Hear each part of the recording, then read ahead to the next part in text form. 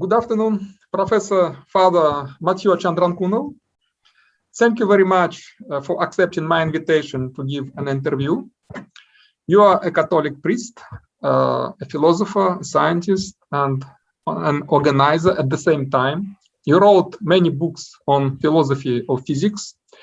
You are the head of the Ecumenical Center in Bangalore, India. 2 years ago, you came in Minsk. To Minsk, you gave a talk on science, philosophy, and religion at our Institute of Philosophy. This is how cooperation between the Ecumenical Center in Bangalore and the Institute of Philosophy of the National Academy of Sciences of Belarus was established. So, please, could you tell a little bit about yourself, where you grew up, where and what you studied, how you became a Catholic priest, etc. So.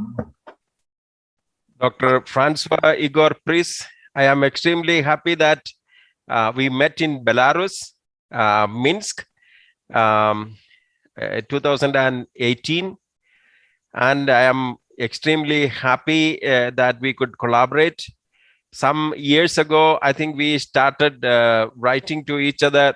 I remember that in Darmstadt, I was about to come and meet you, but unfortunately, we couldn't meet.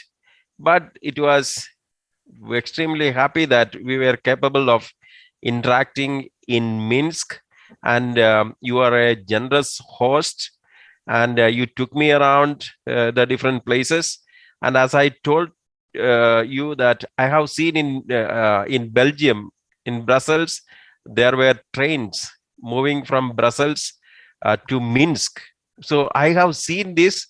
And then in Bangalore, we have a Minsk Square. So I was always fascinated by where is this Minsk, because Bangalore became a partner city of Minsk.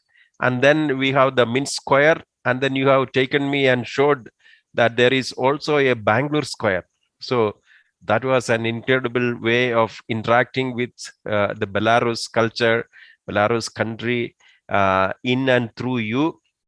And I remember gratefully the Academy of Belarus Academy of Sciences, the Institute of Philosophy, where I gave the lecture. Lots of people were there.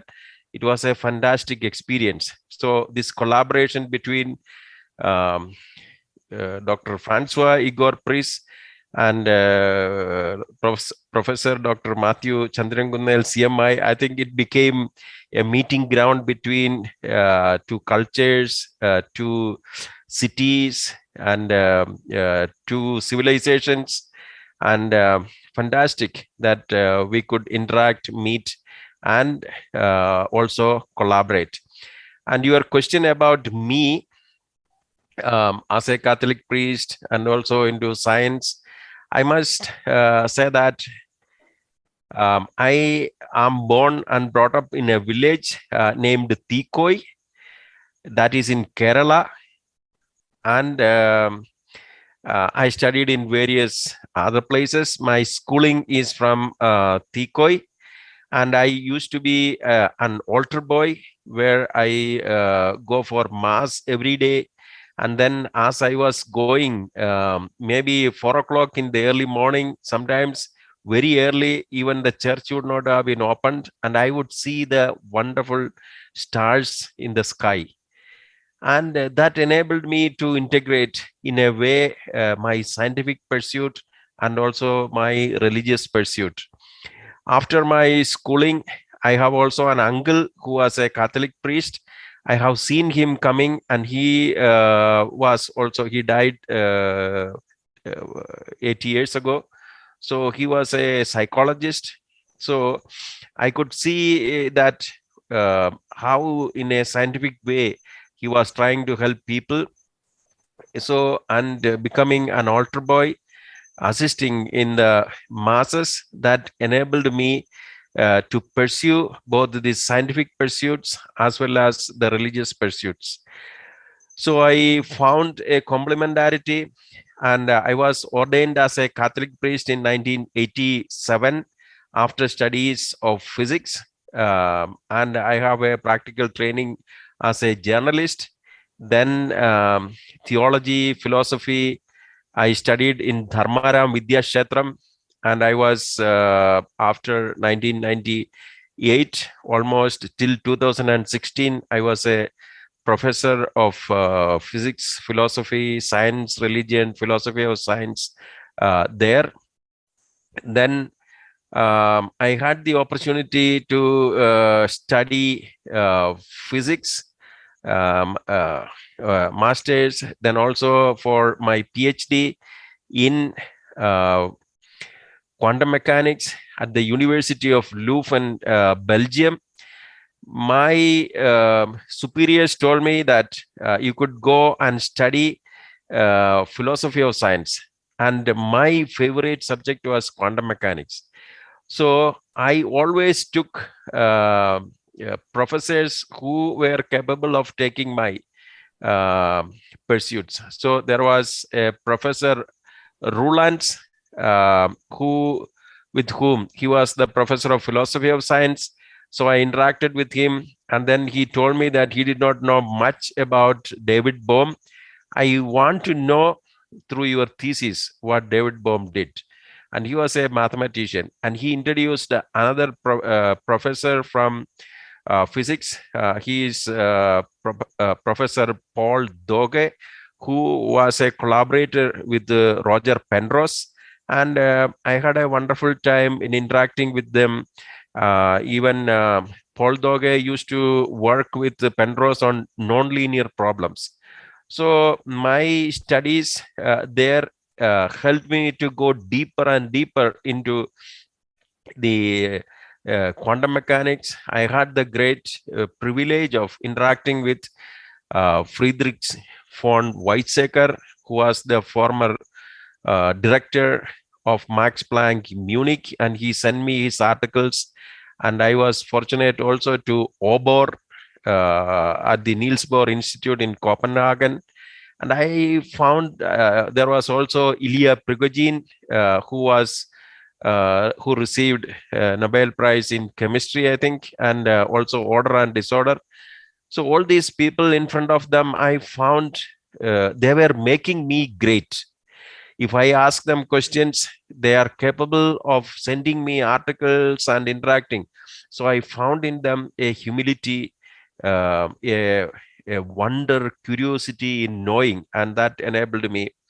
I also had the opportunity to study at Harvard University under Owen Gingerich, who was an astronomer, who was also a philosopher of science, historian of science, and the great opportunity to, I would say that I did not have a photograph of that. He showed me the book written by Copernicus.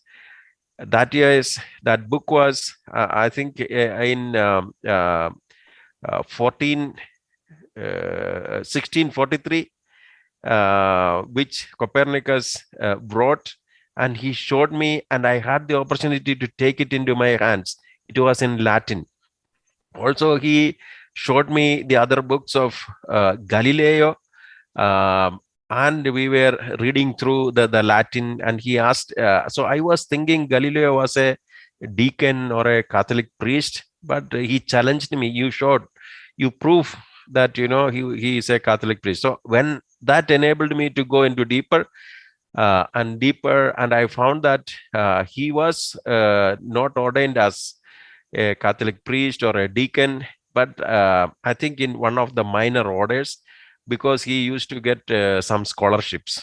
So that way I had the opportunity to study into the great institutes where the physics and also the philosophy, and these were really the wonderful way of grooming me. And as you know, I was also a Catholic priest, so I could study both the physics and the philosophy and theology, and I found that there is the possibility of integrating all of them. And I must also say that I received in 2000 the Templeton Ctns award. That also enabled me to be in US for several times, and also the local society initiative, by which we had plenty of interactions with scientists, philosophers, theologians from all over the world. So that was, in a way, I must say that my grooming into this intellectual world, and also to collaborate with various institutions of reputed learning and great men and women in physics, science, and other fields. Excellent. Excellent education, excellent studies, research, fantastic.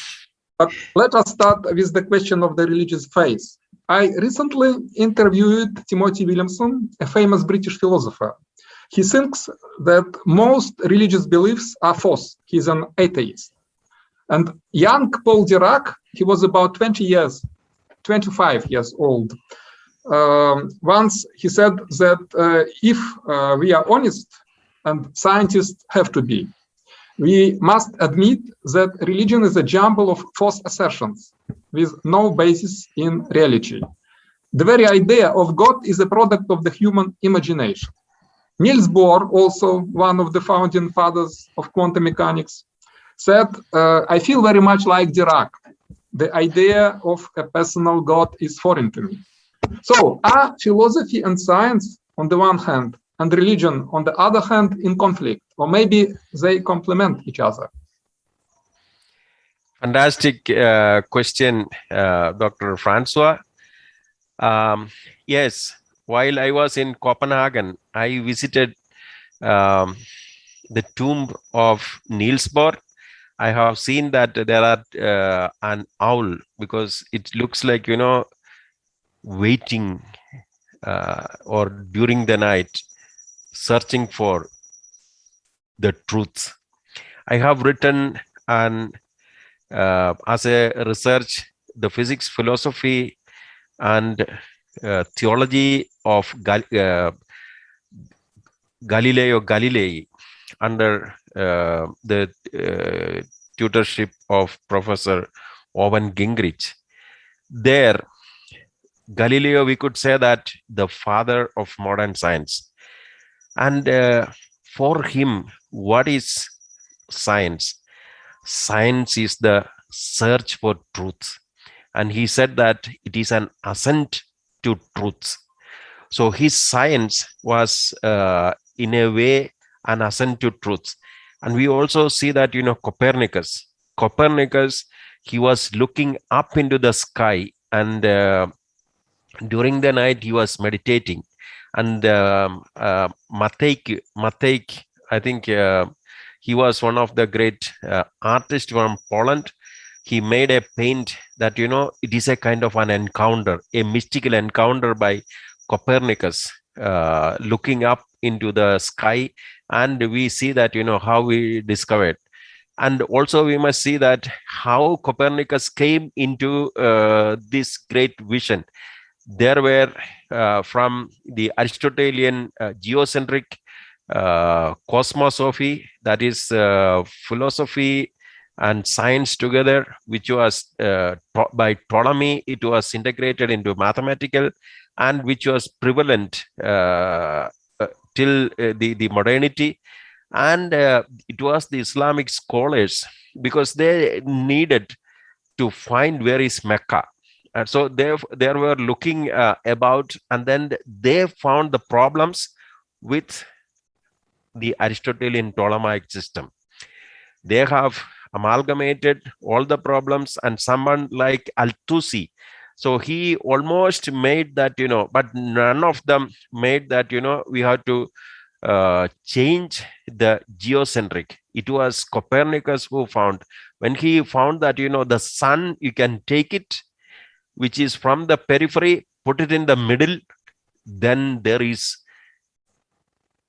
explanations, and which will solve many of the problems. So how the modern science began? It began on knees, on meditation, and a belief in God, and God as the truth, and scientific pursuit. Galileo, that mathematics and experiments, he only integrated them. and he was that visionary, which we could see that, Newton, Kepler, and then many others were there. But we also see that the seeds were also sown by, there were scientists, Laplace. He wrote Le Celestial Mechanic, that book, and then asked Napoleon to release the book. And Napoleon simply went through the book and said, Monsieur Laplace, I did not find the name of God there. Then retorted Laplace that, I don't want that hypothesis in order to explain. So then we see that in our contemporary times, Dawkins, Hawking, and many other scientists, they were all saying that, as proposed by Auguste Comte, that we have a religious phase, then a metaphysical phase, and then we have the scientific phase. So the religious phase should be eliminated by the metaphysical or the philosophical phase, and then we have the scientific phase, and that is where we are now, and all other should be. But I have, Francois, only one question. We have the euphoria about the whole discovery of science, the power of science and technology. We have conquered, we went to the moon and everything. But why our borders are closed? Why we cannot get out of our room? One small little virus that has blocked us. Why we are unable to? Thousands and thousands of people were dying. Where was our euphoria about science and technology? I saw a joke that, two gorillas were laughing at, and they were claiming that, in the 2020, humans were saying that we will walk in Mars. Unfortunately, they could not get out of their rooms. So there is a limit to our science and technology, and this has been shown by this small virus. So therefore, I must say that, and nobody is now speaking about the claims of science and technology. We are shown by a little virus that we are not a huge way of controlling, manipulating the universe. And there are limits to our own reason, our own power, and they have taught us the humility.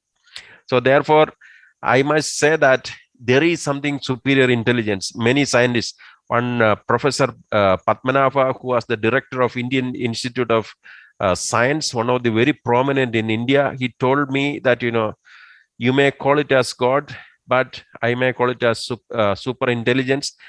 That is the protein synthesis the science cannot explain.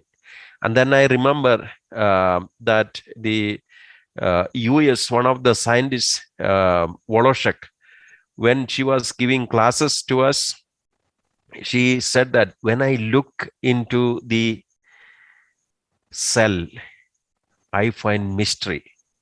And you can also see that Francis Collins, who also received a Nobel Prize, and he said that God's God. True, that God delusion and God's design. So many books are there who will be denying and negating the presence of God. But there are many other scientists who are also claiming that it is a super intelligence is there. And I also, from that perspective, my science, little knowledge will show that there is no God. But when you are looking into the mysterious universe, even into the atom, into the cell, into the functioning of the human body, or even into any cell, it will show to us that it is a mystery. There is a mystery. There is a creator behind it. There is a divine spirit which has initiated everything. So therefore, I believe that there are people who will be claiming, but it is on the knees this science has developed, and still there are many scientists who are continuing on it. So we cannot simply deny that there is a materialistic outlook, and if you are simply blind with that, you will not be seeing the power and the majesty and the glory and the might of the divine spirit. Okay, thank you.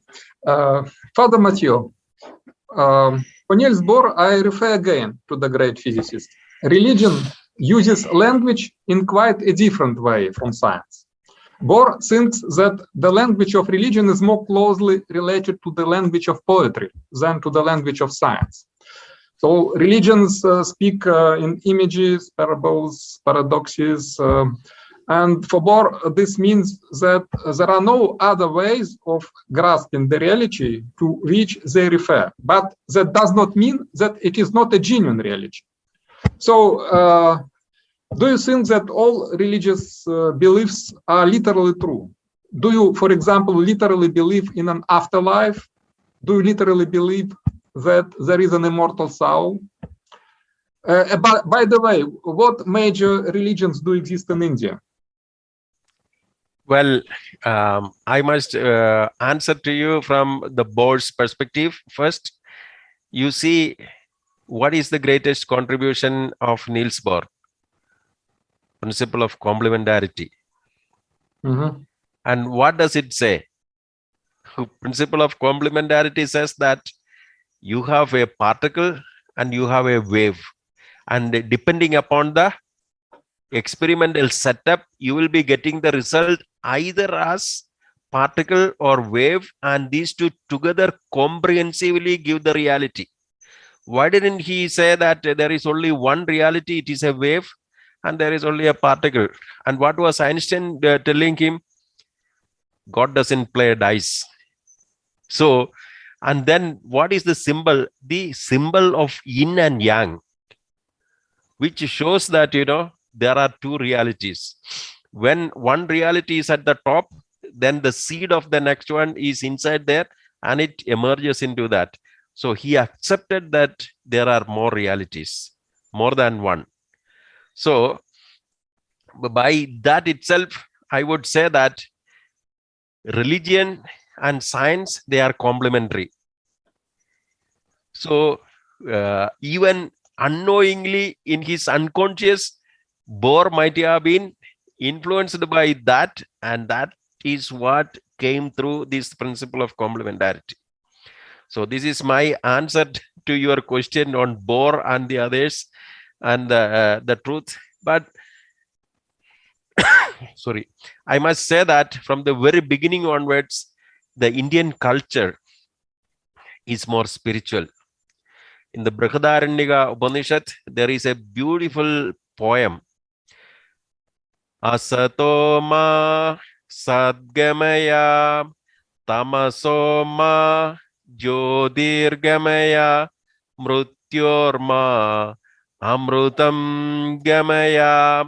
The meaning is that, O Lord, lead us from non-existence to existence, from darkness or ignorance to wisdom and light, and from death to eternity.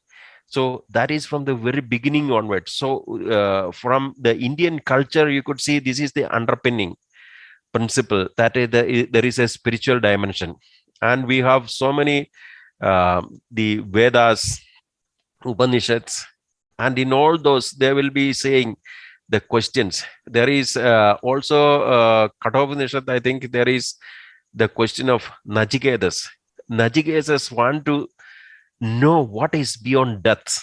So therefore he is going and meeting the god of death, and he was persistent, and he got the answer. So we could see that, the principle of arguing, searching, finding is in the Indian culture. So therefore we have Hinduism, which many say that it is a culture rather than a religion. Then a kind of renaissance in Hinduism that came as Buddhism. Then we also have a more ascetic one, that is Jainism. Then there is also Sikhism. So these are some of the religions which emerged from India. So all these religions, they have their own scriptures.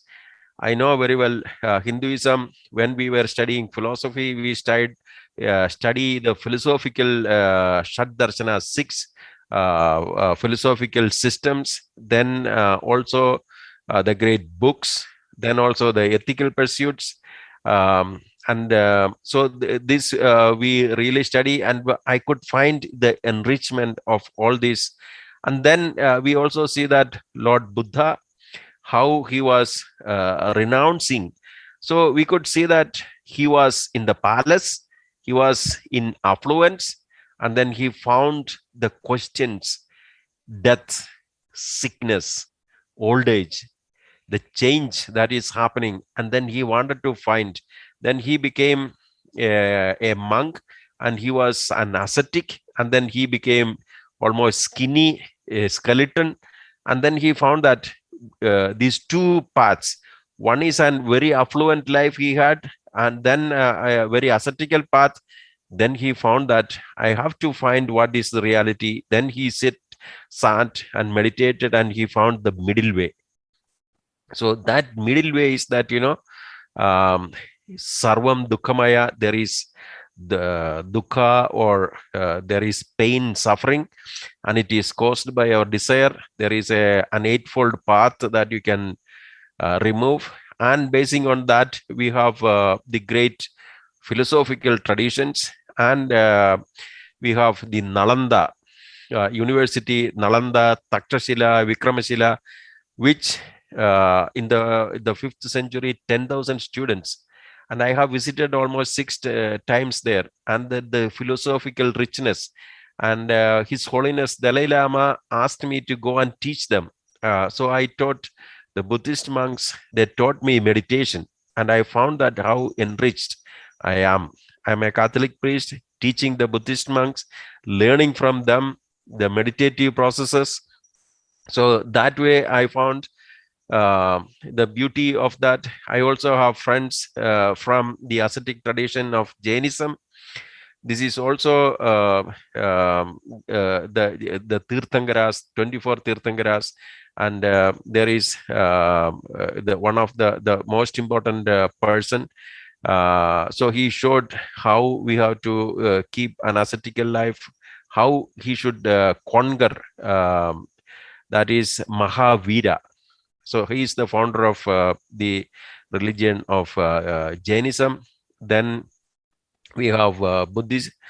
We have Sikhism. Sikhism is of the 16th Guru Nanak. It was a mix of Hinduism and Islam.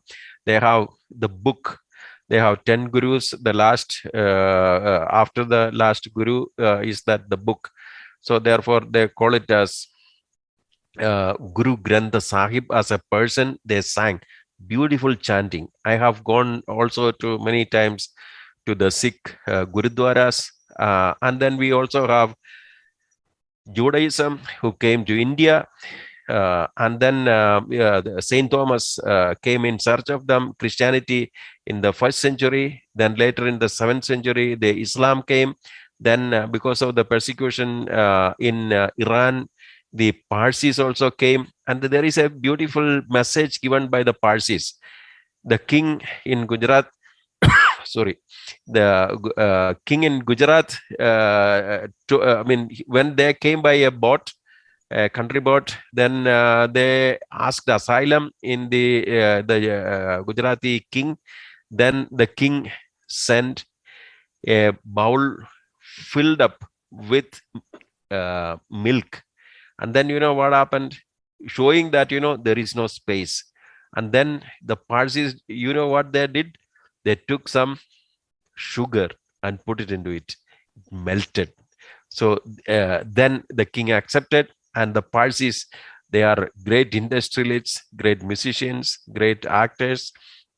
So small. So that way, all these religious traditions in India, they behave as a kind of a matrix. So the underpinning spiritual tradition, they all came, and then we have a kind of integrated life. And quite often we have this, we don't say that, it is a communal tolerance, but it is communal harmony. But I must also say that there will be conflict here and there, because instigated by the political leaders for having political power. Otherwise, Indian culture is a great absorbent. It absorbs everything what is nice and everything what is good. And then we could say that India is transformed because of all these religious traditions. Okay, thank you. Father Mathew, you are a Catholic priest. So what and how must one believe to be a true Christian? The Catholic priest, and you are asking me that which is true in the Christianity, or? Yeah, what and how must one believe to be a true Christian? Well, see, we have Jesus Christ, and the apostles or the disciples were there. They all thought that, he will bring an external kingdom, but only after crucifixion, death, and resurrection, they found that it is a spiritual kingdom. And then that transformation happened to them, which is revealed through their experiences in the Gospels, and that of Paul and the others in the epistles. So that shows Jesus as the Son of God, who came to as God so loved the world that he gave his only begotten Son, and he reinterpreted religion in terms of Good Samaritan, and he broken his body and given to the humanity, and that has been continued through the Christian tradition. Unfortunately, various conflicts. I think the first millennium there is conflict with the Catholic Church. The Orthodox Church is separated away, and then in the 15th, 16th centuries, the Protestant Revolution, and there is again the Western conflict. Then again you see that several. So we don't know exactly how many Christian communities are there. So there are splitting, but still the largest Christian community, I think it is the Catholic Church. And today Pope Francis is the leader, and I'm highly appreciating Pope Francis. He's an embodiment of love, compassion, simplicity, and the way he is guiding the Catholic Church, and then as a moral person, showing to the whole world how we need to conduct the traditions. So I think that way Catholic Church for me is something very fascinating. And I, as a Catholic priest, I have also with now I am the director of the Ecumenical Christian Center. We have so many Christian denominations who are part of this. Almost 24 different Christian denominations are part of the system, and also we conduct the interfaith dialogue and so many other things. So I am not a person who is able to tell that this is right, that is wrong. So instead of that, I could very well say that truth is everywhere, and this truth can be experienced in many different ways, and truth is not reserved to any particular religion or Christian denomination. God is only one. Pope Francis used to say that, there is no Catholic God, there is no Christian God, and there is only one God. And I think that that will help us to believe that the religious experiences, but to some extent, we will be able to say that the revelation given by God to us is also something which enables, so that there is in the different religious traditions, they were trying to find answers and the rational way of understanding. Then there is also the revelation, that is also. So this is what, from reason and faith. So we have to accept these two as the two wings of the human spirit that enables us to rise to the divine. Second Vatican Council used to say in Nostra Aetate that we all are the humans. We are moving towards the divine. And we are in a process, and I believe in that. And nobody has the consolidation of the whole deposit of truth. So we are in the process of knowing, and we need always the other religion, and we are called to witness the life and death and resurrection of Christ Jesus. Okay, thank you. So all religions are equal. You don't believe that the Catholic religion is truer than other religions? That is a very difficult question. You asked me. What do you think about Islam, for example? Well, I think in the very beginning I told you about Islam, that from the 8th century till the 12th century, we could see that they are in the forefront of knowledge, teaching. In 1889, I think, or 1899, they are in Fez in Morocco, the first university by a woman, Al-Quranain, I think that is the university, and the great masters of knowledge. Even from India, they have collected information, books, and the Book of Wisdom in Baghdad, where Al-Mansur kings, they have collected all the books. You know what is algorithm? There is an Indian Bhaskaracharya. He wrote Bijaganida, Leelavadi, all mathematical treatises on trigonometry, that has been translated into Arabic by Al-Khwarizmi from Bukhara, and the title was Al-Jabbar. And this Al-Jabbar was translated into Latin. Then we got algebra. So we also say that it was the Islam enabled us translating many of the books of Aristotle into Arabic and then into Latin. So that knowledge transmission, transformation was by the Islam. So I have been quite often invited by Muslim leaders and communities. So I told them that is the glory of Islam.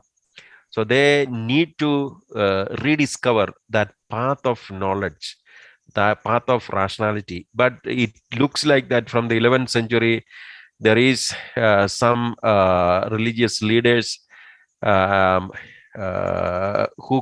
said that if we are pursuing rationality and science, we will be away from the Creator. And this has been pursued later in the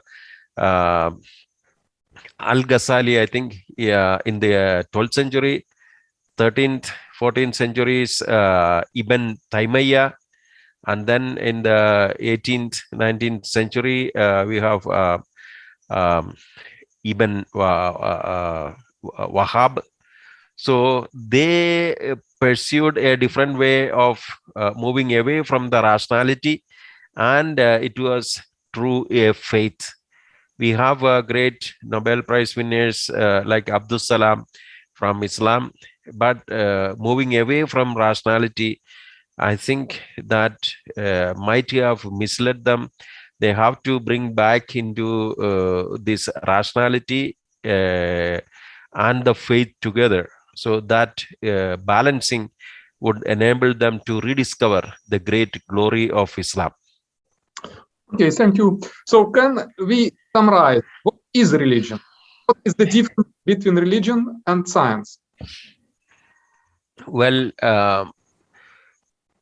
it can be debated long for many hours, but in a very short way, we could say that religion is a meaning-giving mechanism, and science technology is a life facilitating mechanism. So science and technology enables us to encounter the environment and to facilitate us to have a better life through the gadgets, and also the knowledge we through these different experiences or the experiments, and the principles driven from there in order to predict events, phenomena. So that is the process of science. But science has also an inherent inbuilt basic flaw. It can only see what is observable. What is unobservable, they will not be able to. So that way, I think it is the weakness of science. But on the other hand, religion is giving us meaning. Even though people are having a lot of money, a lot of wealth, a lot of knowledge, position, but if they don't have a meaning, that is Viktor Franklin and other psychologists would be saying that, so it is only the meaning that can, even St. Augustine used to say that, what can drive us? What can completely quench our thirst? It is only the divine. No material reality can completely quench our thirst. So that is like that, we have so many great intellectuals who would be capable of giving answers to something beyond us, something transcending us, and religion is that enabling us. So like Sir John Templeton, who found that this science and religion, they are not in conflict, but they are complementary. And I believe that this complementary approach will enable us, our present civilization, the human civilization, to fight against poverty, hunger, diseases, illiteracy, and enables us progress. If you look into the earlier centuries, you will see that great monasteries, great churches, great temples, great mosques, great viharas. So all these religious traditions, technologically, they have developed, artistically, aesthetically. So both religious phenomenon and the scientific phenomenon, experience and the experiment, they have really contributed for the development of humanity. So if we are capable of integrating, there is the possibility of quantum leaps can be made by our present civilization. Okay, thank you. It's clear.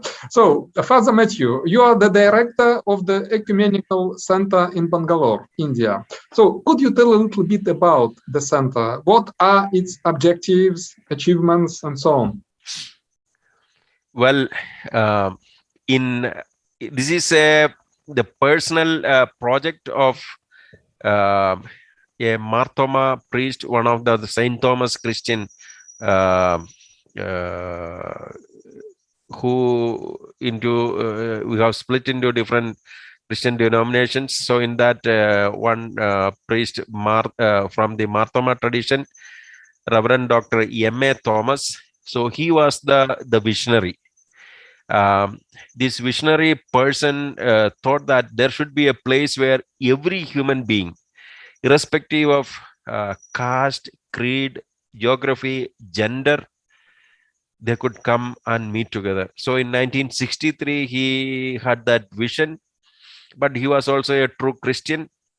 And it seems that he had an experience that while he was studying in the college, completing the college, he was thinking whether to become a lawyer or something else. Then it seems that he has an experience of Christ. Then he asked him, "What shall I do, the Lord?" And then he said, "Can you become zero for me?" Zero means, kenosis, sacrifice. Then he said, yes. So his whole life was a kind of a kenosis. So he was the one who had that great vision, and then bought the land, around 30 acres of land. And from 63 to 1980, he built almost 30 buildings. 300 people can be accommodated in our campus. There is an auditorium. There is also a refectory. And then he also amalgamated with the beautiful trees from all over the place. So it is a place where the whole cosmos can come together. And in order to resemble that, I made a park which is known as Mindfulness Park, which in Sanskrit I call it as Vishwamitra Mandala. Vishwa means the whole cosmos, Mitra is friendliness, and Mandala is that the field in integrating Buddhist and all religious concepts. So this is a field where everybody can come, interact, and become friendly. We organize programs like last year, a few years, we were conducting on artificial intelligence and its impact on the society. We had Professor Andrew Briggs from Oxford University. Then we have also Dr. Dennis, Dr. Cowburn from the Cavendish Laboratory in Cambridge University. They came and they organized a series of lectures, 3-4 days of a camp on science and religion. And then we have also professors from Vladimir State University, Dr. Natalia Markova, Dr. Evgeny Arinin, then Maria Lyuteva, around 5 of the professors who came from here. And then we have conferences on religion and climate change. And we have such many number of programs we conduct. We have, since Corona, we have ABCD, that is Asian Buddhist Christian Dialogue. Then we have also now Hindu Christian Fellowship for Dialogue. So these are all 25 lectures every week we will have, and it runs into many months. So we have such programs, training programs also we conduct. Then also we rent out the place so that people can come stay here, and whether it be their own programs or they want to invite somebody else for their training. So that is the way we get some funds, so that we have around more than 50 staff members, and these staff members are taking care of the whole place. And for me, as the director, my assistant is from north, that is in Manipur. Northeast, that is from Manipur, is a different Christian. Then another from the Church of South India, who is also a musician, Reverend Sukumar. So we are a team who are working. There is also the executive committee. The chairman is the Marthoma Church, and from different Christian denominations. So we all work together for bringing together the humanity, for the progress of humanity, and to cultivate harmony. So these are, I could say that, some of the ideals and visions. And our founder is an activist, and I'm really writing on his theology. There are many books, but I was reading and going through all this Corona time. I will be writing a book with the title Semantic Epiphany. So that will be the title of the theological work on our founder, and also the 27 lectures after his death. Every year we used to have lectures from various, including scientists, politicians, lawyers, social activists. So we have all those are already printed. And then maybe I can just show another book. Just 1 second.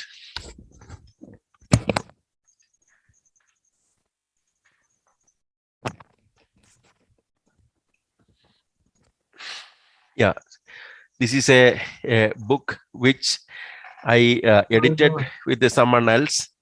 So it is on, so you will be seeing it in a different way. Not about contextual realism. It is about contextual spirituality. One fantastic. Another reality, another kind of reality. Yes. There are different realities. But by the way, some people, I think, doubt that ecumenical progress is even possible. Do you think, how to overcome, for example, the differences between Catholic Christians and Orthodox Christians? Do you think that politics or some other factors interfere here? See, we have the division based on historical reality, doctrinal reality.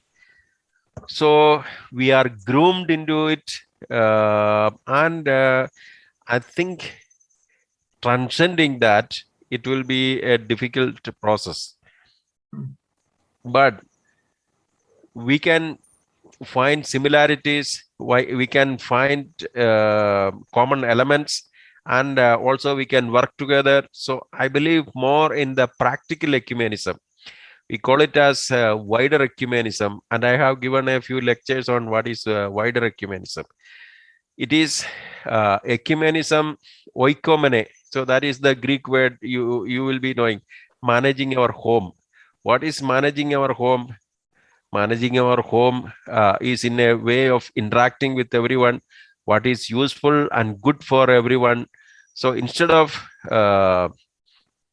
reflecting, arguing on doctrinal things, I think it will be best we will try to support the humanity with compassionate love. And that is what I have found. I have, from every religious traditions and every ecumenical places, I have found that it is possible that we can relate. And this practical ecumenism would be the best way. And then we can also ecology, climate change. These are all our common elements: illiteracy, poverty, disease. So those things, if you are emphasizing and we can work together, definitely that will help us to transcend our own barriers, boundaries, to become more humane. Then only we can become more Christian. Yeah, good. Okay. So, by the way, some people think that the Orthodox religion is retrograde in comparison to Protestantism. For example, well, in Russia, for example, the well-known TV journalist Vladimir Posner thinks so. And some even think that it promotes despotism. What do you think about this? Well, I know your answer, so, but please. Yes.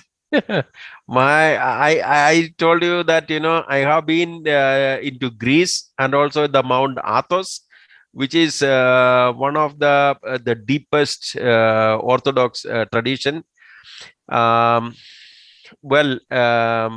since I am a Catholic. I initially told them I am a Catholic. Then I found that, they are a little bit, they said that, you cannot do this or that. So that way I experienced myself.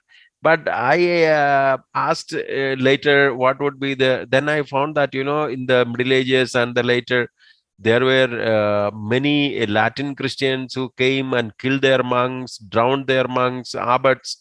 So that may be a historical way of, pain created. So that has to be reconciled.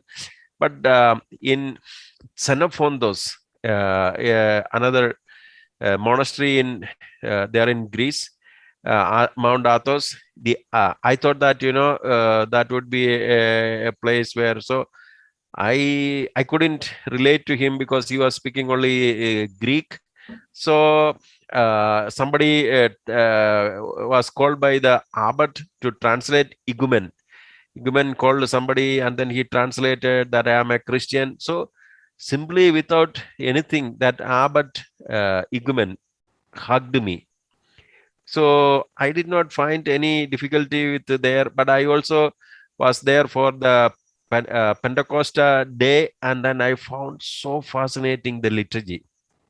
So maybe when people are criticizing, they will be may not be having the depth of knowledge. From the shallowness, they will from their own particular perspective, they will be experiencing. I was also into many of the churches in Russia, participated in the monasteries, and in Belarus also you showed me, and then we went to many of the churches and even into the Catholic Church, and I found it is so fascinating how people are coming. It gives them meaning.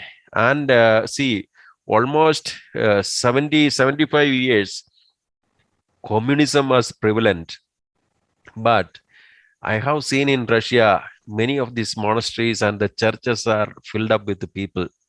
You cannot simply quench or rationally manipulate. It is deeply downtrodden and it will burst out sometime. That is what one of the experiences I said when I was a school boy in my church. One of our own my congregations priest, he came and preached that we should pray for Russia and Russia will become Christian again.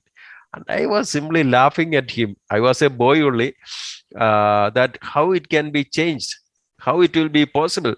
But in 2009, I was in Moscow, and the Archbishop, Catholic Archbishop of Moscow, was taking the Blessed Sacrament. More than 1,500 people, we were all in procession through the streets of Moscow. That is the Catholics. I never imagined that such a thing will happen. So I think God can change. God will be possible, and the cultures makes different, whether you are a Protestant, whether you are a Orthodox, whether you are a Catholic. But we have the ecumenical movements where everyone is interacting, coming together. So Pope Francis, you see that how he is moving to different places and into Islamic countries, the Hindu countries, and he is bringing a way of good neighbor. So I think I follow that example of Pope Francis, and who is bringing every humanity into a togetherness, oneness, into the civilization of compassionate love. Okay, thank you. So you have studied and lived in the West, traveled a lot, have been in Russia and Belarus. Where is the greater faith, or maybe more genuine faith, in the West or in the East?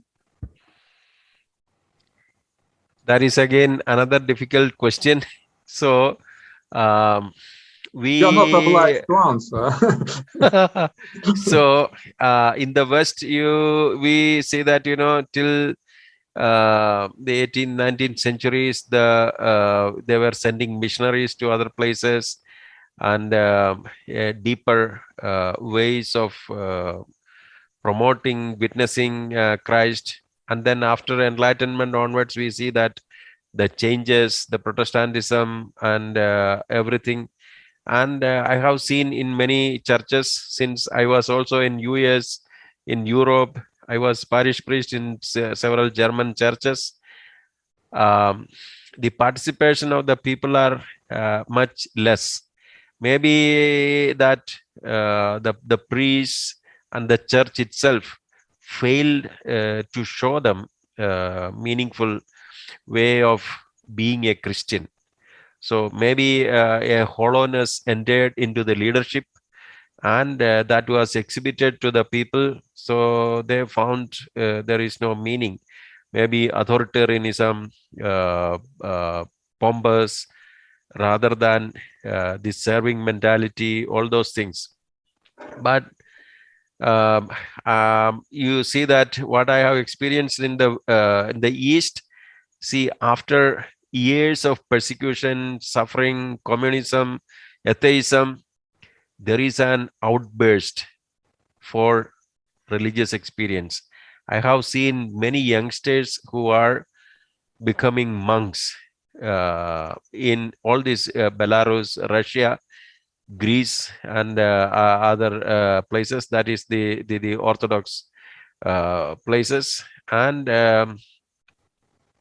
maybe the suppression showed them that the need of religion, the power of religion, and the search for meaning.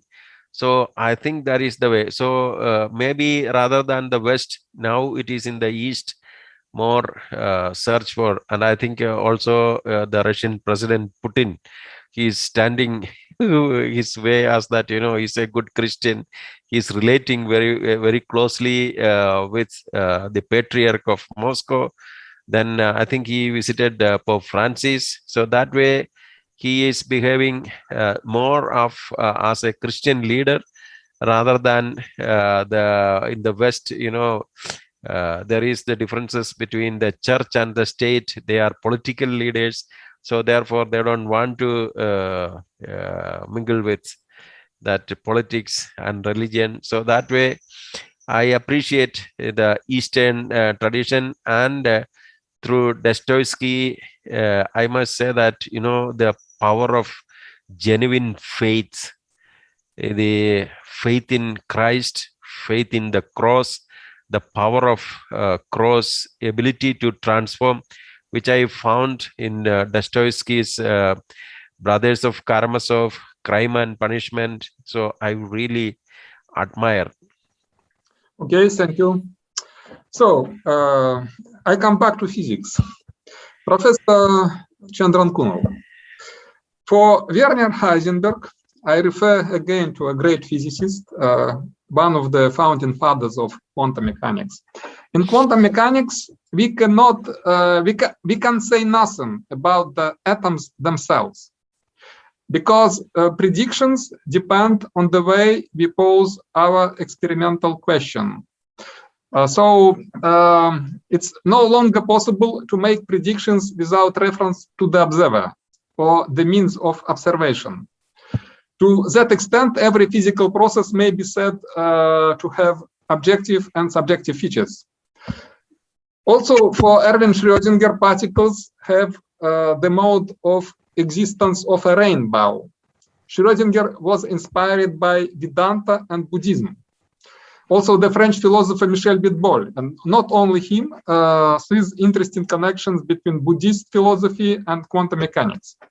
I think the immediate connection is established in the following question: do particles inherently exist? Likewise, I think in Buddhism, if I'm not mistaken, it's the problem of absence or presence of inherent properties and inherent existence of the bearer of the properties. What do you think about it? How would you answer to this question? What do you think about the connection between quantum physics and Buddhism, or maybe the other Eastern philosophies? If there is a connection, so maybe it's... See, I think the question is really very difficult to answer. And it, from my perspective, I would say that quantum physics began in 1900 by almost 20 years of work of Max Planck. Then we have Einstein, then Niels Bohr, Schrödinger, de Broglie, then the great mathematicians, and then the interpretations. So this is a 20th century, and it is purely on matter. And there are questions which they could not explain, such as, yes, what is happening in the Hilbert space? So so we don't know exactly. And then it was said that Niels Bohr would say that, you get the results, and the results is really correct. So, and then what is happening in the collapse of the wave function? There is no one, even von Neumann, mathematician, he was trying to explain it, but there is no clarity in explanation from infinite possibilities to. And see, the Buddhism, what His Holiness Dalai Lama and the others are speaking about is more of the 4th century. There is Madhyamaka Buddhism by Nagarjuna. To tell you the fact that His Holiness Dalai Lama was chairing the session when I presented a paper on quantum mechanics and Madhyamaka Buddhism. So what I found is that the methodology of both Hinduism, both Buddhism and quantum mechanics is in search of truth, the search of wholeness, the search of meaning, and in that methodology we can find certain complementarities. Buddhism, in the Madhyamika Buddhism, it speaks about, emptiness itself is emptiness. There is no physical reality. Quantum mechanics, to some extent, we can say that you are splitting, and ultimately what you come, there is only energy. And then energy can be the least divisible element of energy is quantum. 6.63 into 10 to the power of minus 34 joules per second. So even there are scientists who are claiming that, these quarks, that is the ultimate. Quarks are made up of prions. Prions are made up of rishons. Rishons are made up of. So ultimately, where you limit, is it our own human constructions, or we are creating theories so that we can and fabricate instruments so that we can find these realities? But you should also see that in the practical applications, electrons, we have today computers and all other things. So the similarities between quantum mechanics and any Eastern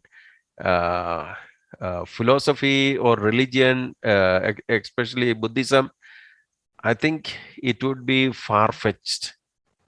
There are many who claims that, the similarities between Madhyamika Buddhism and quantum mechanics, they say the same thing. We have Fritjof Capra, I think in the 80s, who said that, the bootstrap theory can be explained by another mantra. I think we are confusing. The methodology of modern science is denied by many of these religious principles, because atomism, dividing, that gave us this quantum mechanics and other things. So we deny the methodology, but we accept the results, and basing on the results, we say that they are complementary. So there might be, to me, an inherent fallacy. Okay, thank you. Professor Chandrankunnel, there are different interpretations of quantum mechanics. And as I know, you prefer David Bohm's interpretation, which introduces hidden variables. So can you briefly summarize your understanding of this interpretation and explain why you prefer it? Yes. David Bohm is the one who discovered Bohm-Arnav effect, Bohm-Cherenkov radiations, and he was also under Robert Oppenheimer in neutron radiations. So he was part of that Manhattan project. And unfortunately, at that time, they had McCarthyism, and he was expelled. And that was the time he discovered this hidden variable interpretation. Because in 1951, he was working on it. And Einstein, first he wrote a book on quantum mechanics in order to study. And he sent it to several authors. I mean, hardcore scientists like Niels Bohr, Einstein, and all the others. And only Einstein called him and told him the problems in quantum mechanics. As you know very well, he came up with the EPR thought experiment in order to show that quantum mechanics in its non-locality is violating the theory of relativity. Therefore, it is incomplete. So that incompleteness was his question. So, and then also God never plays dice. So that is again another. And then the complementarity that, particle and wave and depending upon the system. So there were many, and then indeterminism, the probability, all those things, Einstein, Schrodinger, Pauli, Planck, sorry, not Wolfgang Pauli. So many of those scientists had, but unfortunately they were not coming together in order to show a constructive way of developing an alternative. But Niels Bohr, under the leadership of Niels Bohr, Heisenberg, and then many other scientists, Pauli and the others, they were coming together. And then we also see that in order to counter the questions of Einstein, Niels Bohr was shown as a great philosopher, and all those issues were there. But David Bohm continued that pursuit in his hidden variable.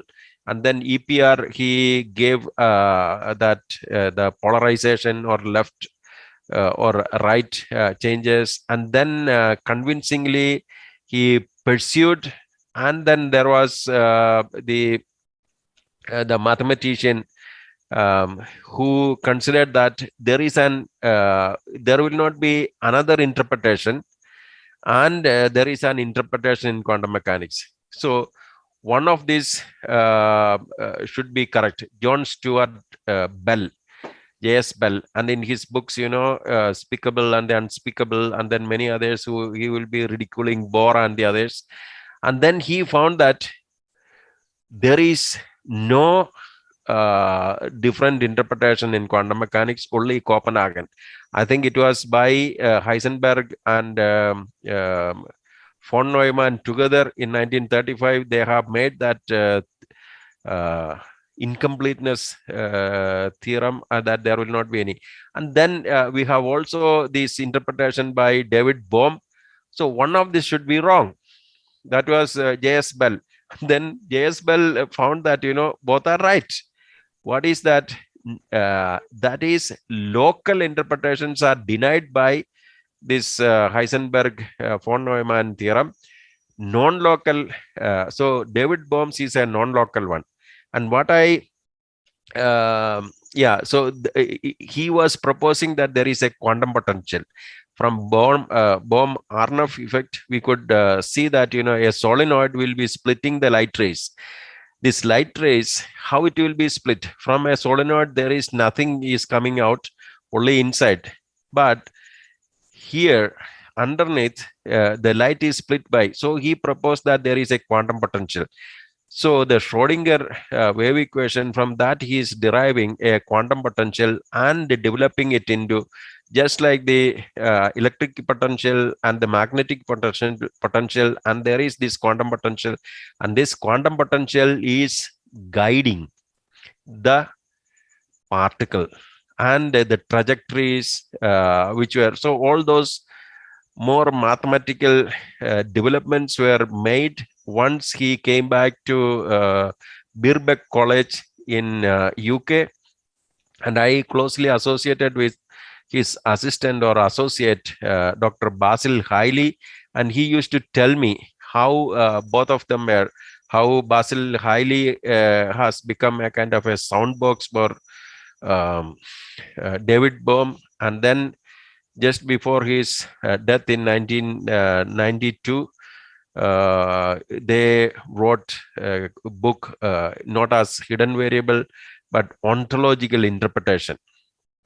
That means the real existence of a quantum potential and those things. So through this David Bohm's, which I call it as Bohmian mechanics, Bohmian mechanics is basically continuing the classical physics, relativity, and quantum mechanics.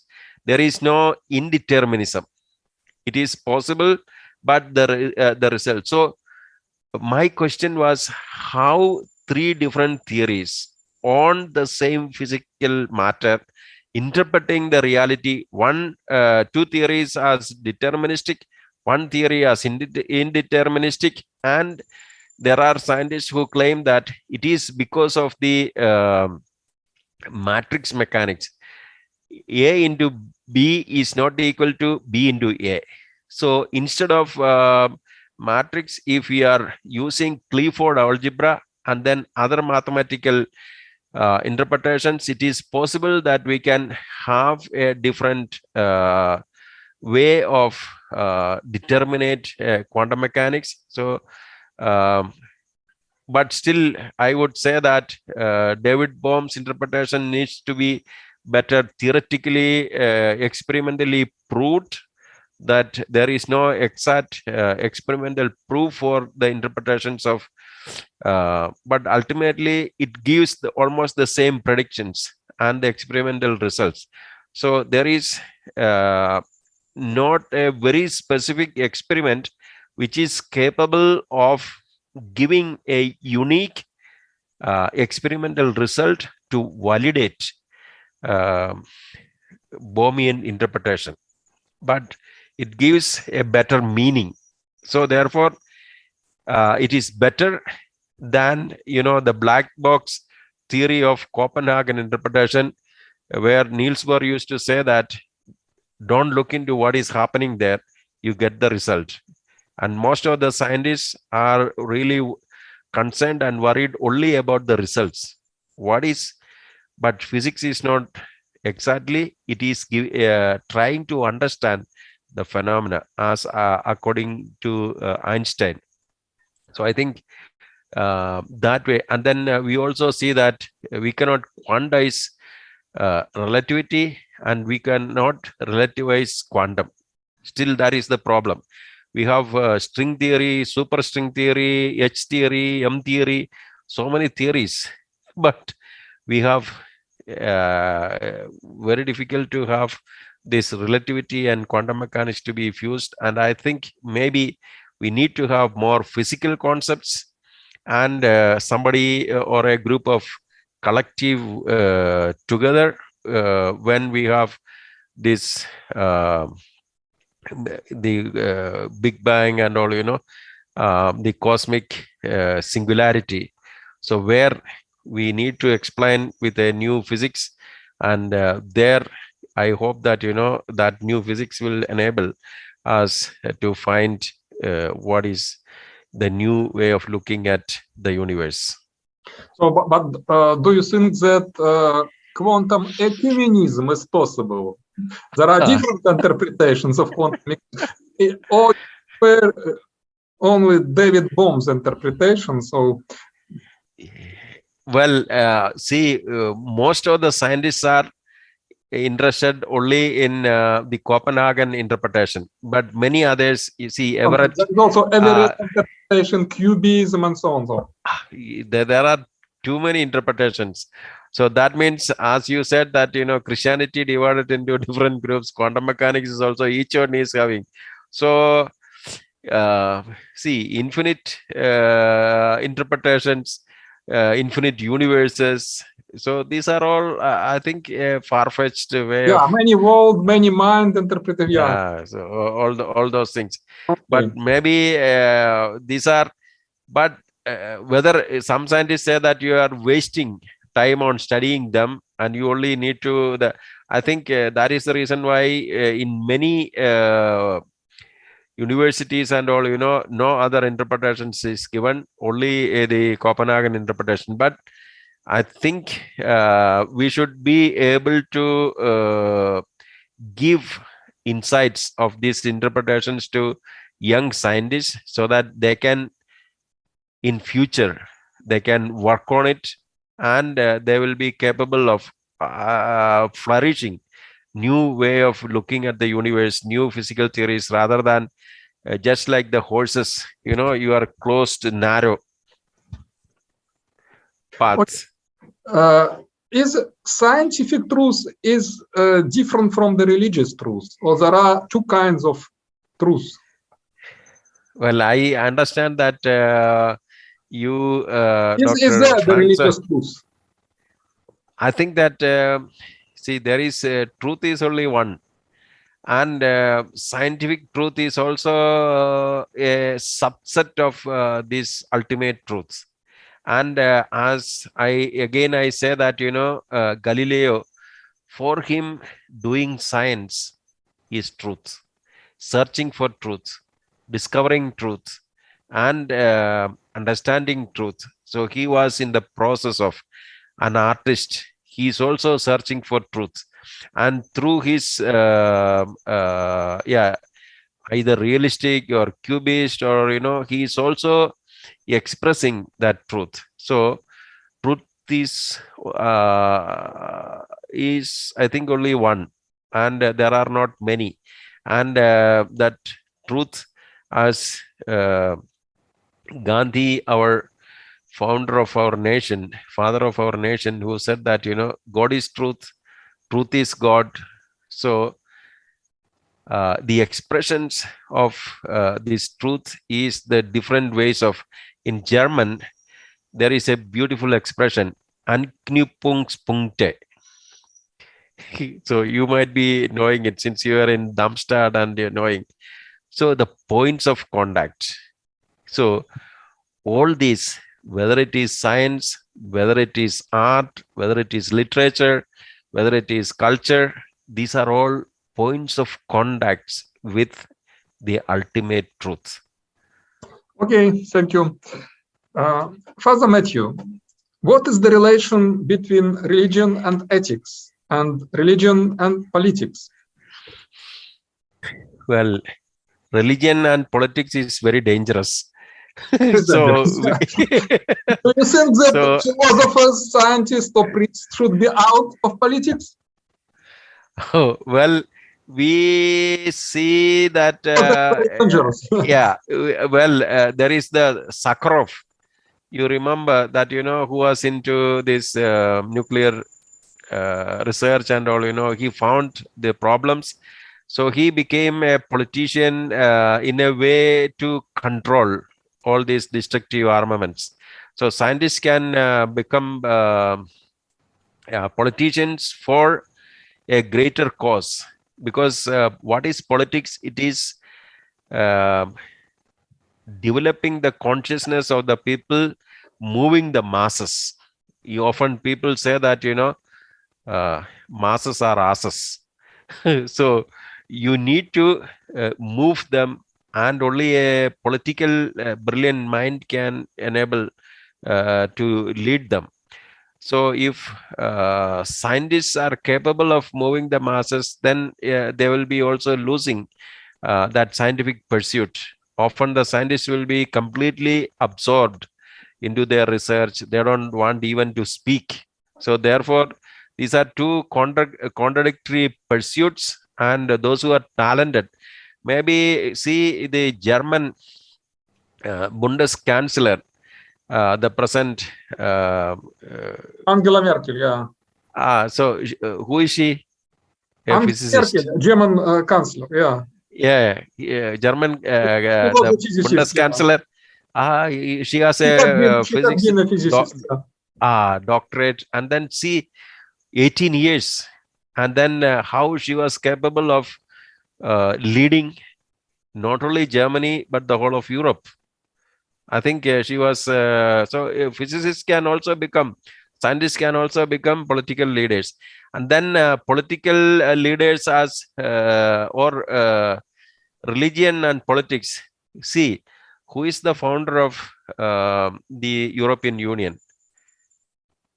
There are three leaders: Konrad Adenauer from Germany, and there is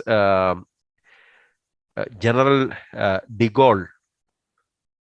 See, they were all, both of them were Catholics, and then they also found that they were practicing Catholics, and then they found that the conflicts, and then see the steel and the coal industry, and that gradually developed. And then there is also Robert Schumann, and the Robert Schumann was instrumental in visualizing that we need to come together, and he was the foreign minister, and he was the European Parliament first president, and he is now in the process of being as a saint. That means religious people can also become political leaders, and these political leaders with the religious mind can bring together the humanity. This is what from Robert Schumann, General de Gaulle, and Adenauer, Bundeskanzler Adenauer, I see that. So great. And even I can say that in Julius Nyerere of Tanzania, so he is another Christian leader who was capable of driving that country into greater prosperity. So therefore, religion and politics can be capable of driving into greater harmony. Even this is our experience. Our father of the nation, the founder Mahatma Gandhi, ardent Hindu, but he appreciated, absorbed all the other religious traditions, and he showed that how to be a true secular person. It is not in as Europe said that secular means rejection of religion, religious values, but absorption and transformation, transmission of these religious values to the masses. That was Mahatma Gandhi has done, and that is how we gained. It is not through the bullets, and as Mao Zedong said, let there be revolution through the bullets, or so that is not the way, but peace and harmony is the way. And I think religion plays a great role in bringing together people, moving them to harmony, peace, prosperity, and progress. Does religion promote democracy? Most of the religion promote democracy, but there can also be dictatorships. So some religious leaders, they can become dictatorships, and then it all depends upon the mentality of the person who is the leader, and that leader utilizes.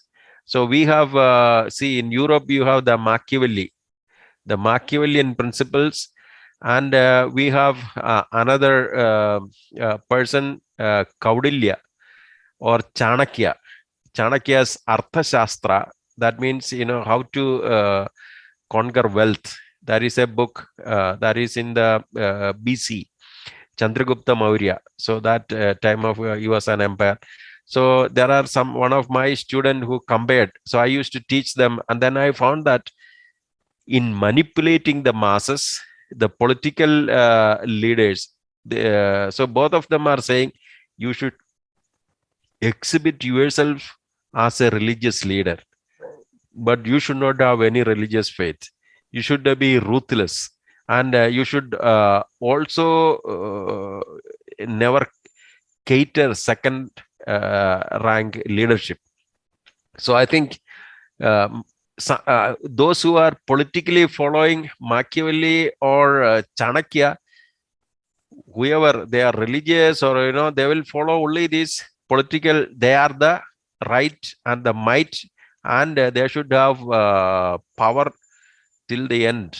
So that way, I think democracy is a place where consensus coming together and convincing through the logical rational processes. If somebody is not accepted, somebody's whims and fancies, then that will be autocratic, dictatorship, fascist, and it will not sustain for ages.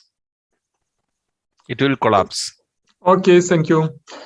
Professor Chandrankunnel, what are your scientific, philosophical, or maybe organizational projects for the future? Well, I can say that by the grace of God, I have been physicist. I have been also a philosopher. I am also a priest. I am also a psychologist and a journalist. So I think that, I found that, everything is so fascinating. And my present project is the study of consciousness. What is actually the consciousnness? And I found that that is the place where everything can be filled in. My uncle, I told you, he was a hypnotherapist. He was a psychologist. I have seen that how he was healing these bipolar personality disorders, multiple personality disorders, and all other. I have seen it. And then from great masters from US, Sweden, Germany, India, I was capable of helping people from phobia, from neurosis, psychosis, and then the fascinating ways that suddenly they will be capable of changing psychoanalysis and all. It will be so. My present interest is how to transform the persons, and for that I have also a journal, and the name of the journal is International Journal for Transformation of Consciousness. How to develop tools. So maybe from the very beginning of the zygote or sperm fused with ovum, we have the embryo, and then the development, structuring the consciousness, and the structuring maybe till fifth year or sixth year of a child, and then after that it will be consolidated, and later we have to restructure the consciousness. So in order to restructure the consciousness, I made a tool which is known as quantum psycho religio therapy, QPRT. My uncle was the one who developed psycho-religio therapy. I added the scientific part to it. So therefore, QPRT is the tool by which I try to transform. And then I wanted to work together. There are a few other scientists working with me. Another student of mine, he has a doctorate in physics. He is researching for his doctorate on quantum consciousness. Another one who did his just defended his doctorate on post-phenomenology of dawn-eyed. Another medical Dr.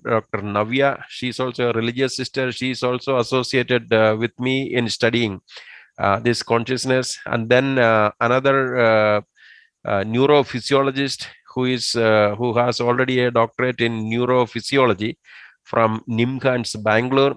So we are in a collective way of understanding what is consciousness, and we want to expand it. I am also part of the California Institute of Consciousness Studies, and that is one of the largest consortium of psychologists, medical doctors, and other people who are pursuing what is consciousness.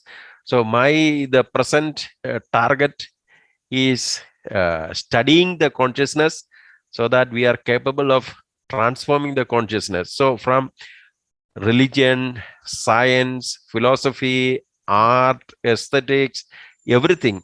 I think I also invite you. We can all become into a Very interesting, consortium.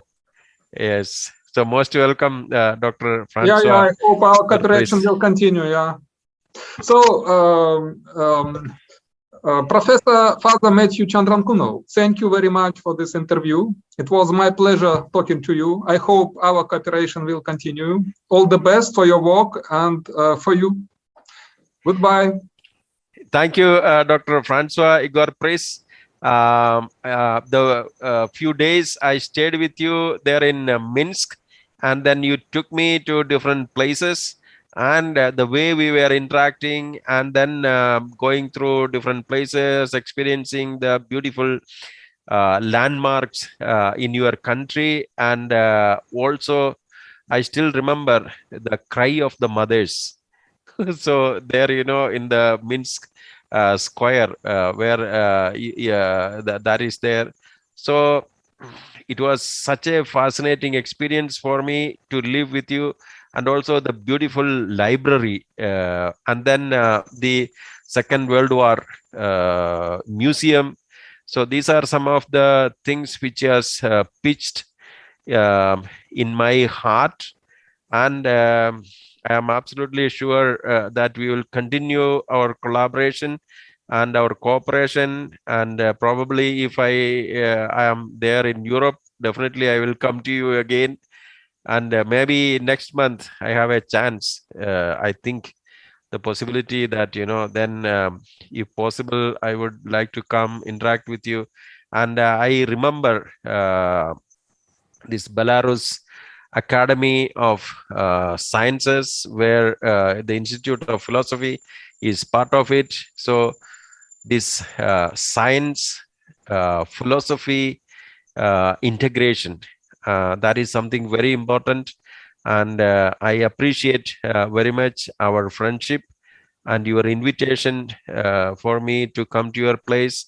And I think this is something which will be spreading not only between us, our institutions, and maybe our cultures and our civilizations. Thank you so much, and thank you for interviewing me. It was a great experience. I never thought that I will say all those things, but I think you poked me and enabled me to come out with something substantial and something new. Thank you, Dr. Francois Igor Pris. Dankeschön. Alles Gute. Thank you, Matthew. Thank you. Bye-bye. Thank you. Bye-bye.